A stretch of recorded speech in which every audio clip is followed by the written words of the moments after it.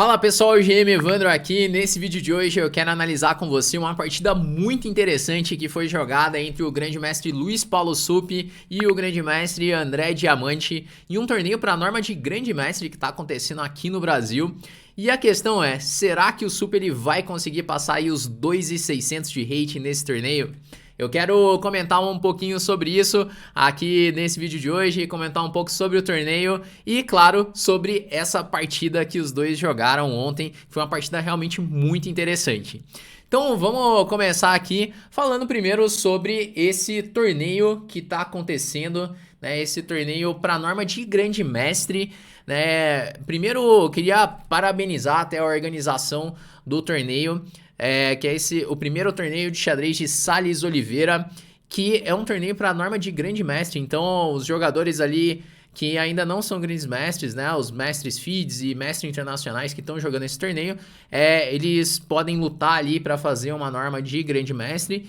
E, assim, parabenizar a organização, porque é raro ter um torneio para a norma de grande mestre no Brasil. Então, na época que eu tava fazendo as minhas normas, eu sempre tinha que viajar para fora do Brasil para jogar os torneios de norma. Então, assim, é muito legal ver isso, né? O pessoal tendo a chance de lutar pelas normas aqui no Brasil, né? Então, isso com certeza vai desenvolver bastante o xadrez por aqui, né?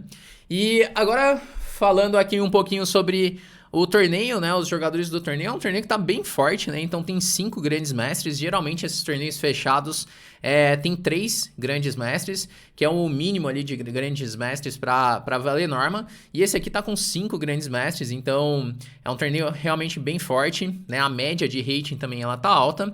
E aqui um dos destaques aí pro torneio, né, é que o Supp ele tá lutando aí para passar a faixa dos 2.600 de rating, né? Atualmente ele tá com 2.590 de rating feed, esse aqui é o rating feed clássico. E nesse torneio ele tem aí a possibilidade de passar os 2.600, né? Se ele encaixar ali um bom torneio, de repente ele consegue ganhar aí esses 10 pontos de rating. Nessa primeira partida que ele jogou com o Diamante, ele conseguiu aí ganhar já 4 pontos de rating. Então, se ele continuar mandando bem no torneio, de repente ele consegue aí finalmente passar os 2.600 pontos de rating, que, assim, é uma meta que o Supp já tem há muito tempo, né? E eu acredito, assim, que ele só não passou os 2.600 de rate porque não teve chance de jogar muitos torneios, né? Por conta da pandemia e tudo mais, ele acabou jogando poucos torneios.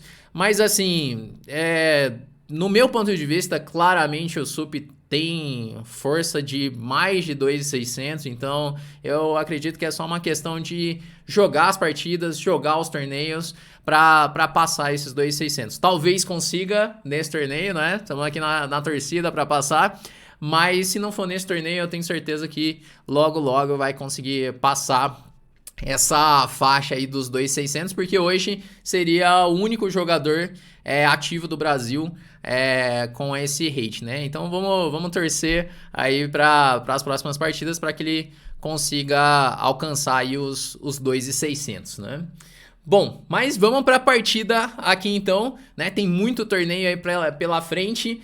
Por enquanto, vamos analisar aqui o que aconteceu nessa primeira partida da primeira rodada, que já teve esse confronto aí entre os grandes mestres, o Supp e o Diamante. Então nessa partida o Diamante ele tava de brancas, né? O Supp ele dobrou pretas, então ele jogou de pretas na primeira partida com Diamante e na segunda partida ele vai jogar de pretas com Fear também. Então, no momento que eu tô gravando aqui esse vídeo, eu não sei ali o resultado da partida. A partida tá começando agora. Tomara que seja uma partida interessante também. De repente ela pode vir aqui pro canal as análises. Depois vocês me digam aí o que vocês acham, se vocês querem ver mais análises de partidas por aqui. Mas vamos começar aqui então. O Diamante ele começou jogando com lance 1 D4. Veio o cavalo F6, C4 E6, cavalo C3 e agora D5, e vai surgir aqui as posições do gambito da dama recusado, essa variante das trocas do gambito da dama recusado, que o Diamante fez C por D5 e o Supp respondeu com E por D5. Então bispo G5, C6, E3, e essa aqui é uma das posições mais clássicas que existe no xadrez, essa estrutura do Gambito da Dama Recusado, que é uma estrutura que você vai encontrar assim, em milhares de partidas clássicas. Você vai encontrar partidas do Kasparov, Botvinnik, e tem alguns planos bem clássicos, como o ataque da minoria, que pode acontecer nessas estruturas. E geralmente as pretas jogam aqui com um lance bispo E7, que é um lance bem natural, por conta da cravada, o bispo de G5, jogar aqui o lance bispo E7, e aí pode surgir posições como essa, né? Cavalo de BD7, dama C2, roque.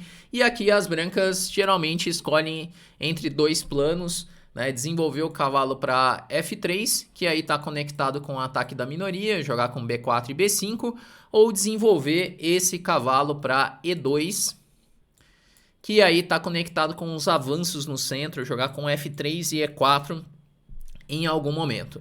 Só que aqui o Sup ele faz um lance bispo D6, né? E esse é um primeiro momento interessante aqui na abertura, porque o lance bispo D6 é um lance que ele começou a ser jogado nos últimos anos. Então, se você buscar na base de partidas, você vai encontrar partidas em 2019, 2020, 2021. Então, de 2019 para cá que esse lance começou a ser mais jogado, né? Até então ninguém jogava dessa forma no Gambito da Dama Recusado, por conta justamente desses planos que eu falei, né? Que o branco pode jogar com bispo D3, cavalo de G2, roque, F3 e E4. E se a gente pensar que o branco vai jogar dessa forma, o bispo em D6 não tá legal, porque imagina chegando um F3 e E4, o branco ficando com o centro, já vai ter as ideias de garfo e ainda tem essa cravada em F6, por isso que ninguém jogava dessa forma. Só que assim, xadrez foi desenvolvendo, as aberturas vão desenvolvendo também, e aí começa a surgir ideias como essa que funcionam de uma forma mais concreta, né? E o Sup já fez aqui esse lance, que é um lance bem interessante. O diamante seguiu com bispo D3, normal, lance natural de desenvolvimento, né? Roque, dama C2, ameaçando aqui jogar um bispo por H7, H6, bispo H4, e agora vem o lance torre E8. E aqui o branco ele precisa tomar uma decisão, né? As brancas precisam decidir se vão jogar com o cavalo F3 ou o cavalo de G E2.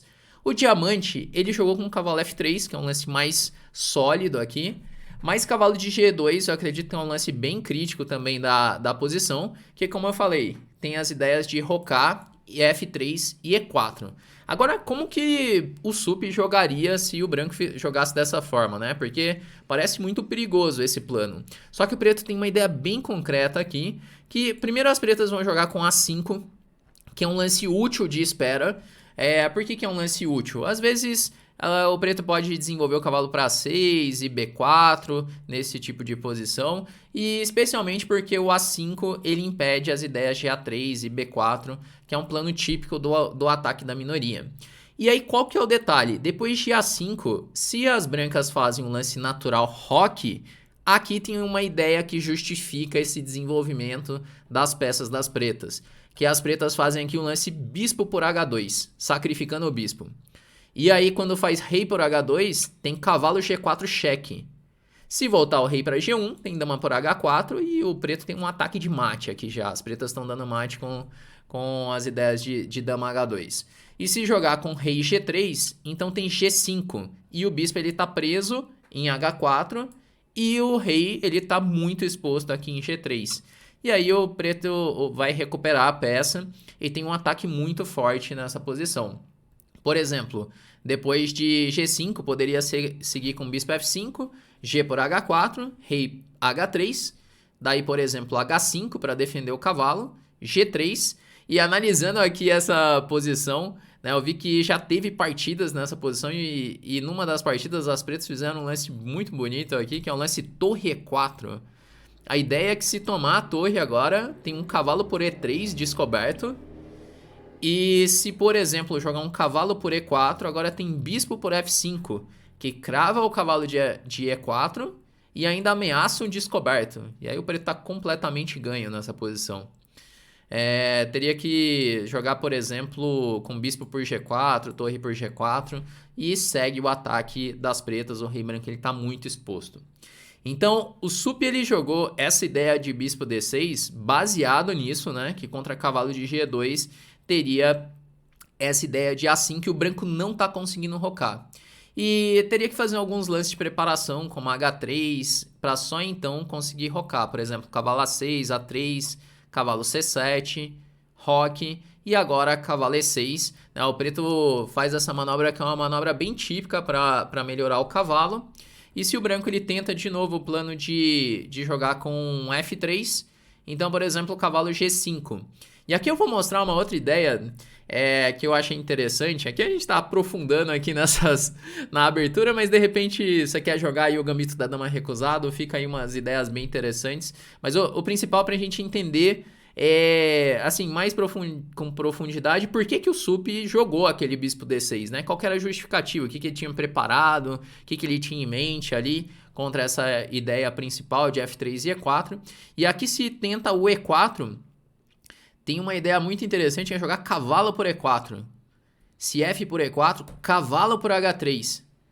G por H3, dama por H4. E agora o preto ele tem um ataque de mate aqui, as peças estão chegando com muita força. E se joga E5, tem outro sacrifício, torre por E5.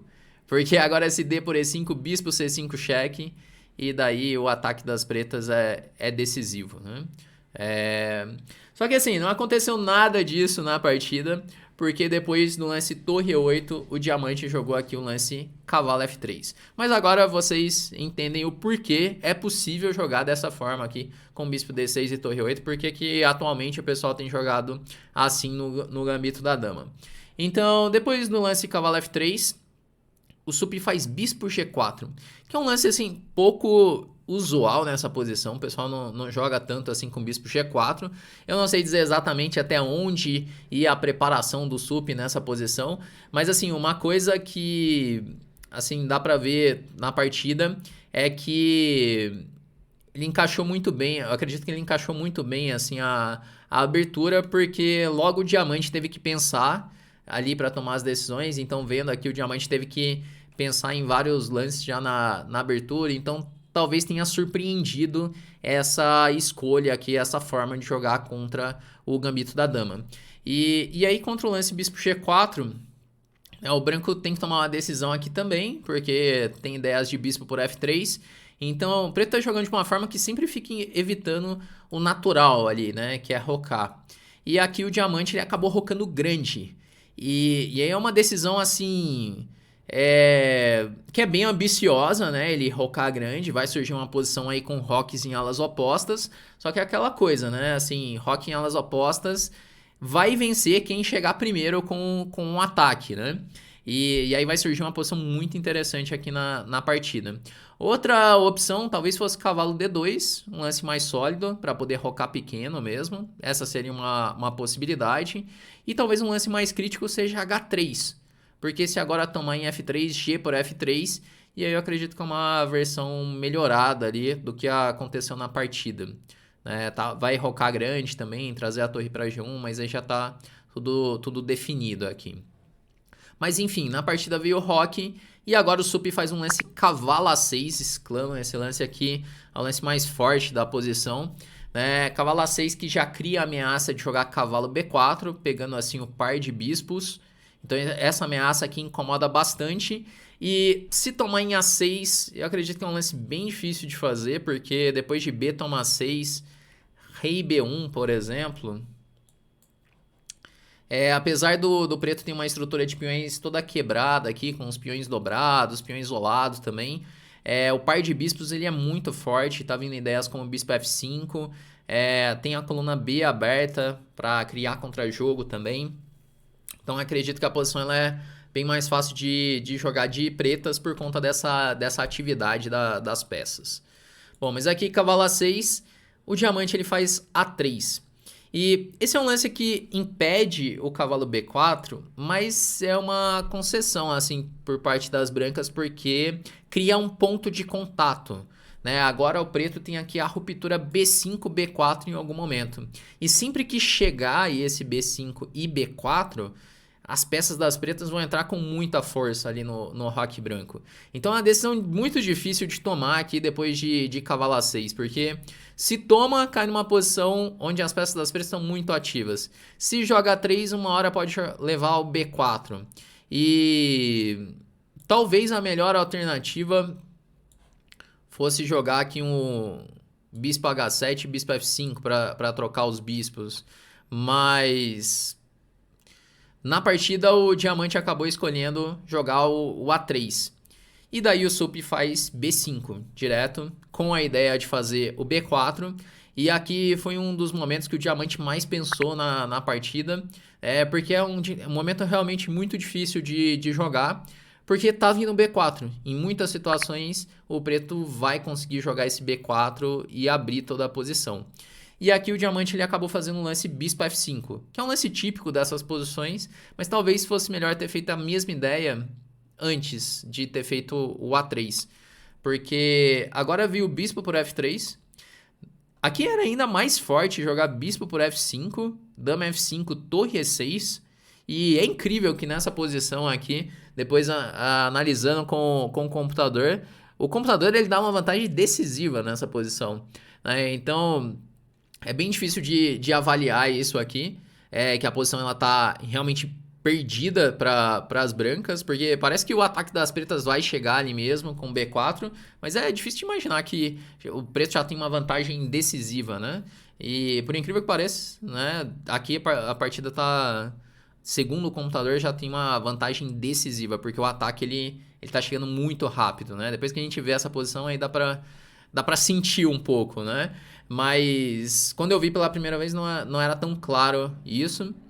E tanto que o sup ele não jogou bispo por F5, né? Ele jogou bispo toma F3, né? Então eu acho que pro humano não é simples avaliar isso. Depois deixa aí nos comentários o que você acha, né? Como que você avalia ali aquela posição. Mas eu acho que para um humano não é tão simples aquilo, né? Mas aí veio o bispo por F3 do sup, G por F3 e agora ele faz B4. A B4, cavalo B4, dama A4 e aí torre B8, né? Os últimos lances são bem naturais, mais ou menos tudo forçado. E é uma posição muito chata de jogar de brancas, né? As peças das pretas estão bem coordenadas e parece difícil chegar um ataque aqui do branco, né? Apesar de ter a coluna G aberta, a dama, para atacar, a dama deveria estar desse lado, né? E não em A4, né? Então veio aqui torre G1, torre B6, que é um lance bem interessante, com a ideia de torre A6 para torre A1. Seguiu dama por A7. Não tem muita opção, né? Ele tem que entrar nisso mesmo, aceitar esse peão. Tudo bem que abre mais a posição ali, abre a coluna A, mas o branco não tem muitas alternativas, né? Jogou aí, então, dama por A7, torre A6, dama B7. E aqui o sup fez um lance bem fino, que é o lance rei F8, que a ideia do rei F8 é principalmente uma ideia profilática, né? Porque em algumas posições poderia ter alguns temas na coluna G, poderia ter ideias de jogar bispo toma F6, às vezes desviando a dama. Então, com o lance rei F8, ele já elimina qualquer tipo de tema ao longo da coluna G. E agora ele pode organizar as peças, continuar melhorando aqui a posição para atacar o rei branco.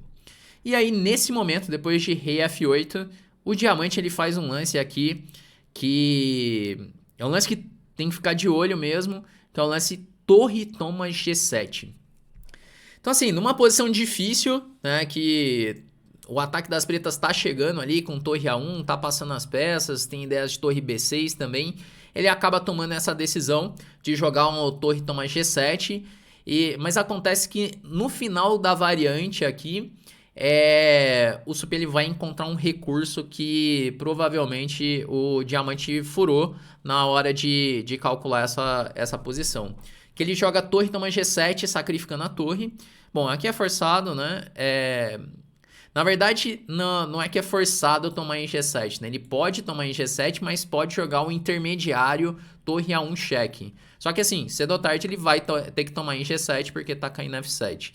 Né? Tá ameaçando aqui dama por F7. Mas o sup ele não tomou direto, ele joga torre A1 cheque intermediário. Dava para tomar em G7 também, mas essa ordem que ele jogou, veio o cavalo B1 e agora sim ele toma em G7. torre G1 cheque, rei F8. E aqui que vem a ideia do diamante, né, dele ter feito o sacrifício de torre, que ele joga bispo toma F6, dama toma F6 forçado, e agora bispo H7, que ameaça mate, ameaçou torre G8 mate. Né? Então ele não sacrificou a torre só por sacrificar ali, tinha uma ideia bem concreta aqui, e depois de dama H8, para defender o mate, porque se jogar torre G8 cheque agora, ele vai jogar dama por G8, bispo por G8, e aí acontece que nessa posição tem muitas peças pela dama, né? Já tem bastante material aqui pela dama. Só que aqui, depois de dama H8, o diamante ele faz dama D7. Então assim, eu não sei exatamente o que o diamante ele calculou na partida, mas talvez ele tenha visto até aqui, até quando ele fez o sacrifício, o torre por G7, talvez ele tenha visto até aqui. E ele tá ameaçando o bispo em D6, ameaçou dama por D6 cheque. E se o preto faz um lance que é um lance natural aqui, que é bispo E7 para defender esse bispo, agora ele faz torre G8 cheque. Porque se dama G8, bispo G8, rei por G8, agora a torre de E8 tá no ar. E daí tem dama também 8 cheque. E aí quem tá ganho agora é o branco. Então o sacrifício ele tá baseado nessa ideia. Mas acontece quando ele faz dama D7, aqui o Sup encontrou um intermediário, um recurso aqui, que provavelmente é esse recurso que o diamante furou, que é o lance torre toma B1 cheque. E daí o que acontece? Se tomar de rei agora, tem dama toma H7 cheque. E aí o preto tá ganho, não existe mais nenhum ataque.